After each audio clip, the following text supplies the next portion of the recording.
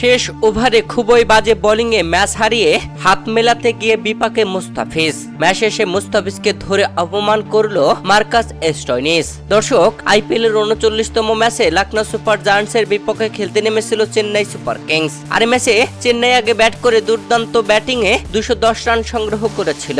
211 রানের টার্গেটে ব্যাট করতে নামা লখনৌ সুপার জায়ান্টস শুরুতে উইকেট হারালেও শেষ দিকে এসে মার্কাস স্টোয়নিসের অবিশ্বাস্য সেঞ্চুরির সুবাদে দুর্দান্ত জয় তুলে নিয়েছে। যেখানে এই ম্যাচে শেষ ওভারে জয়ের জন্য প্রয়োজন ছিল 17 রান, সেখানে মুস্তাফিজুর রহমান বল করতে এসে মাত্র 3 বলে 19 রান দিয়ে ফেলেন। মার্কাস স্টোয়নিস পরপর বাউন্ডারিতে রীতিমতো অবাক করে দিয়েছেন সবাইকে।